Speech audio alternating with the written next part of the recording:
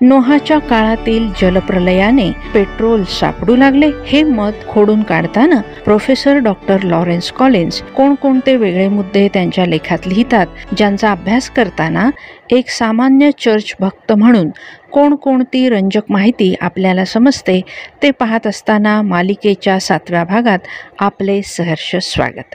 तर मंडळी, मौलवान काला सोना रस्त्यावर आणणारे जीवाणू जमिनीत 200 फुटांपेक्षाही अधिक खोलीवर सहज आढळतात बरं का. पाण्याच्या उत्कलन बिंदूपेक्षा जास्त म्हणजे 100 डिग्री सेल्सिअसपेक्षा जास्त तापमानातही ते आढळतात. ट्रिनिडाड येथील पीच लेक आणि आस्फाल्ट येथील हजारो मैलांवरील रस्ते अशाच पातळ डांबर आणि पातळ पीचने भरलेले आहेत. आतापर्यंतच्या सर्व निरीक्षणांवरून असे म्हणता येईल की भूपृष्ठापासून ते भूपृष्ठाखाली 35,000 फूट खोलीपर्यंत कोणत्याही पातळीवर तेल सापडू शकते. भूऔष्णिक चढ किंवा उतरंड म्हणजे जसजसे जमिनीत खोलवर जावे तसतसे दाब आणि उष्णता वाढत जाते. त्यानुसार जमिनीलगत कमी दाब आणि कमी उष्णतेमुळे सापडणारे तेल लांब हायड्रोकार्बन साखळीचे असते, तर अधिक खोलवर जावे तसे लहान होत जाणाऱ्या हायड्रोकार्बन साखळीचे तेल सापडते. जोपर्यंत एक कार्बन अणू असलेले मिथेन तयार होत नाही तोपर्यंत ते खोलवर जाण्याची प्रक्रिया सुरू असते.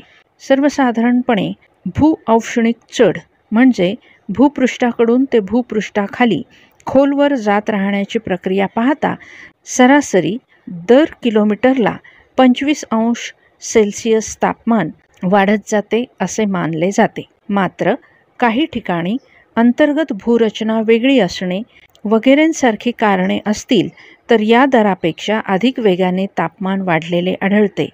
म्हणजे पेलिओझोईक आणि मेसिओझोईक काळात अशा जागा असणार जेथे तापमान वाढीमुळे तुलनेने कमी खोलवर तेल आणि नैसर्गिक वायू तयार होऊन साठले असणार, जे आज आपल्याला सापडत आहेत. साधारणपणे प्रति किलोमीटरला 25 अंश सेल्सिअस तापमान वाढते. याच दराने भूतकाळात अधिक खोलवर तेल आणि नैसर्गिक वायू तयार होऊन साठले असणार. पण भूतकाळापासून आतापर्यंत जमिनीची जी धूप झाली त्यामुळे गाळाचा खडक पूर्वीपेक्षा अधिक वर भूपृष्ठाजवळ आला असणार.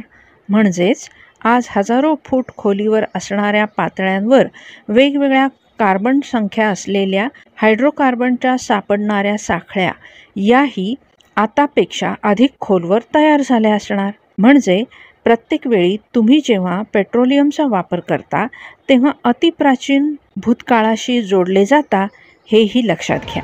मंडळी, तुम्ही जर दैववादी असाल तर हे माझ्यास्तव हे माझ्यास्तव याची जाणीव तुम्हाला नक्कीच होईल आणि युगानयुगे परमेश्वर तुमच्या गरजांची कशी काळजी घेत आला आहे हेही जाणवेल. तसेच देवाचा हा आशीर्वाद ज्या वैज्ञानिकांमुळे आपल्यापर्यंत पोचला आणि ज्यांनी तो कोणताही भेदभाव न करता आपल्याला उपलब्ध करून दिला त्यांचेही आभार आपण मानले पाहिजेत. या सर्वांची तुम्हाला जाणीव करून दिली म्हणून आमची देखील दखल घ्याल ना मंडळी.